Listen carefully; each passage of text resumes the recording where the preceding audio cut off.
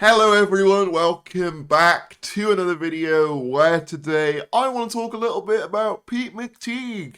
He recently said some things at Gallifrey 1, specifically with relation to the showrunner job that I want to discuss, and also some other stuff that was said at Gallifrey 1 as well. But before we get into it, do me a teeny little favour, click that subscribe button. It'd be very much appreciated. We do regular Doctor Who content here on the channel, and any support would be greatly appreciated. But with that said, let's dive right in. Now I have to give a huge thank you to Kevin at ScribbleScript. He's over on Blue Sky, but he always documents the interviews for Gallifrey 1 every year.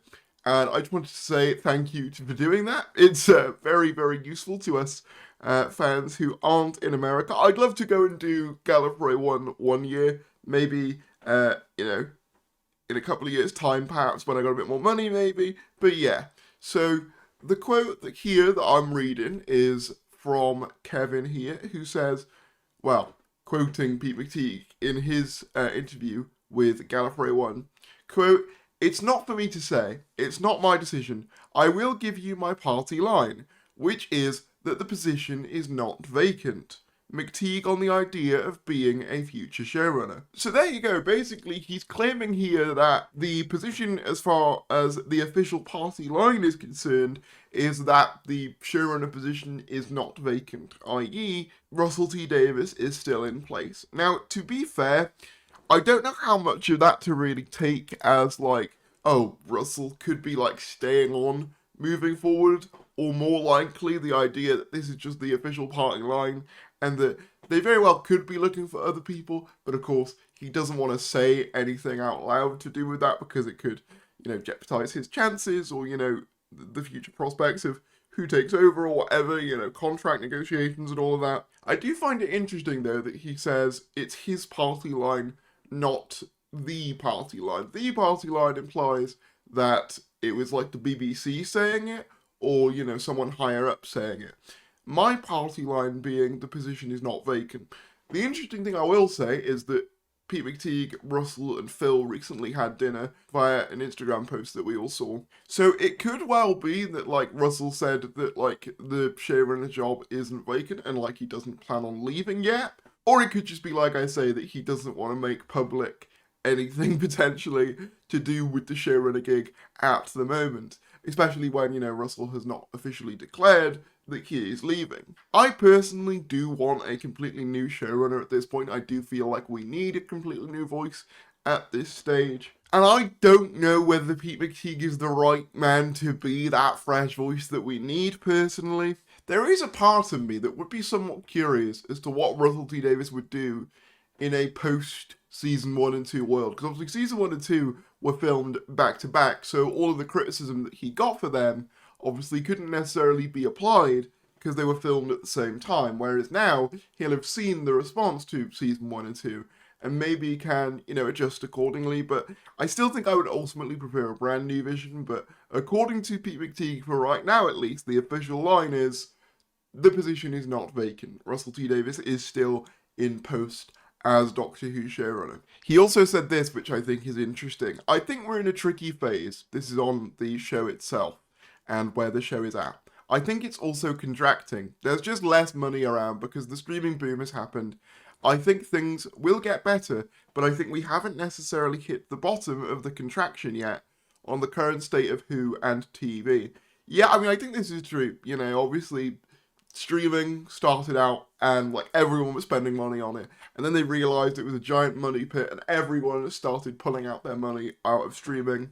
Also as well, there's just general global factors and like cost of everything being more expensive, meaning that TV production is also more expensive. I feel like these are factors that just don't often get discussed when talking about like Doctor Who or just any other show in general. It's just that it's getting harder for any production to get made in the current climate of things. So I just thought that was an interesting thing to point out. But my most interesting quote was actually this one, talking about his 2 previous scripts for the Jodie era. The 2 scripts I did for the Jodie era, Chris had heavy influence on those, says McTighe. Chris wrote the last third of Kablam and describes Praxius as a very much 50-50 story. Lucky Day was the first one that feels truly his. So if this is accurate, which I mean, I have no reason to why he would lie about this, I owe you an apology, Pete McTighe. I did not know that the ending of Kablam, which I have taken so much issue with, was actually Chris's. And also, obviously, Praxius being a 50-50 effort between the two men. Lucky Day's the first one where he felt that like it was mostly his own. Now, just to clarify, Kevin did say a lot of people injecting intent from him into this, so let me make it clear. This was part of a larger quote that I didn't have time to fully transcribe. I highlighted the part I found most interesting as a fan. There's a selection bias by me at play. It's not a big bombshell or anything, it's just how TV is. Yeah, that is true, like obviously showrunners famously do rewrite bits and change bits. That's true of like all eras, you know, Russell, Steven and Chris all did that. However, I will say, you know, it does kind of give me a slightly different perspective on those two scripts now, knowing that the bulk of, at least the bulk of the bit of Kablam I didn't like was Chris, not Pete. Because I've always said the first sort of, in my opinion, the first sort of 20-30 minutes of Kablam is actually pretty solid, and then you get to like the last kind of third and you get to the conclusion, and that's where I really think that Kablam kind of falls apart a bit for me. So that's interesting. That does kind of put a fresh perspective on those scripts for me. But yeah, this is why I love seeing interviews like this, because you get to learn things about this process and about these writers that you wouldn't otherwise know. But obviously the most interesting quotes for our purposes, obviously him saying that the showrunner role is not vacant, and also this quote that I just read out. But yeah, generally, just very interesting stuff from Pete here. Interestingly as well, the Fugitive Doctor is getting a new costume, I believe as part of that new Circuit Breaker multimedia event that they're doing. Same design, but new suit fitted her for a hat.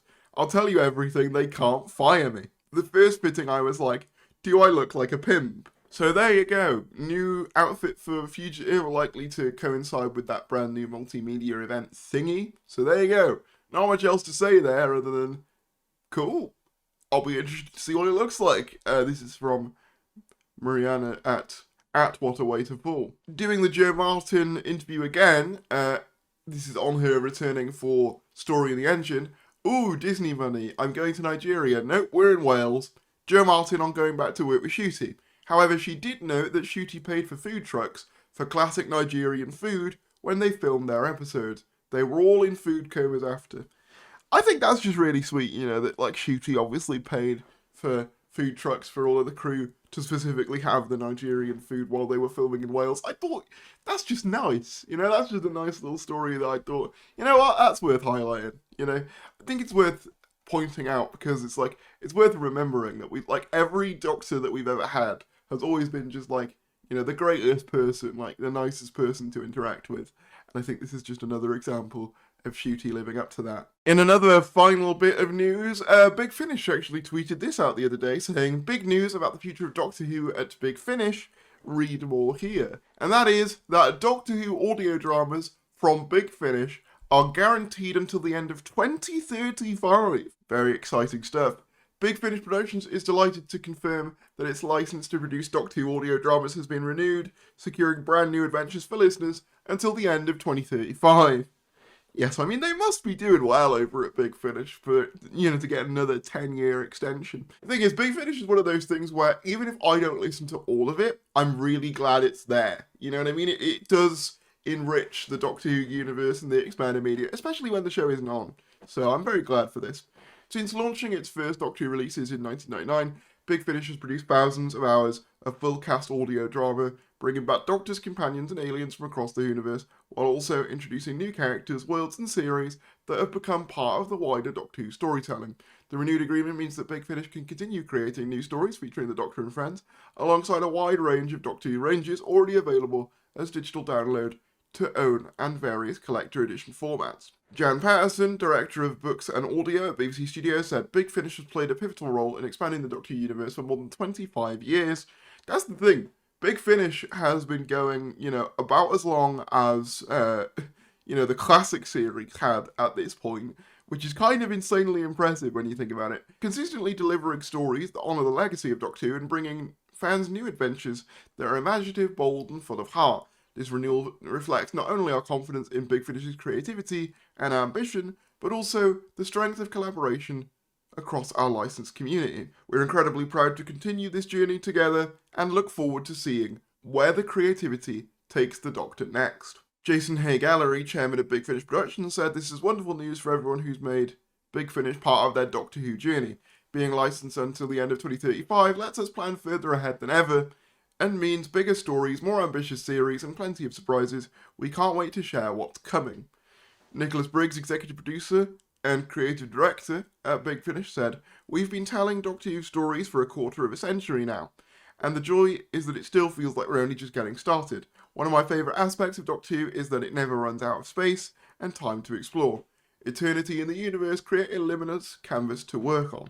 So yeah, I thought that was just an interesting piece of news. Big Finish has been renewed, the Doctor Who license at Big Finish has been renewed till the end of 2035. So yeah, gonna have more Big Finish for about the next 10 years. So not much else to say about that other than congratulations to Big Finish.